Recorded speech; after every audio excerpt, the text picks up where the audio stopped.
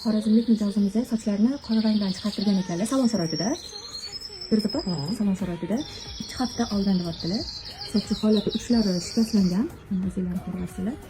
Baholisi biz sochni maksimal darajada harakat qilamiz. Pepel blond rangga qolyaptilar. Lekin men aytdim va'da bermayman pepel blondligi chunki 2 haftami, 2 oymi yoki 4 oymi barqilib qoradan chiqishda birinchi, ikkinchi etapda pepel blondlar chiqmaydi qizlar.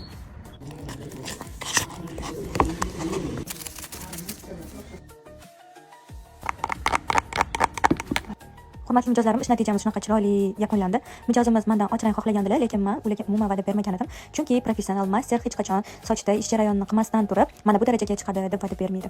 Agar sizga master ham qoradan yoki men bir rangdan bittada shu rang chiqarib beraman deb va'da bersa, undan qo'rqishingiz kerak bo'ladi. Professional master o'ziga ishongan holatda ish jarayonini ko'rib, undan keyin soch darajasiga ko'ra kraska tanlaydi. Buni hech qachon unutmanglar.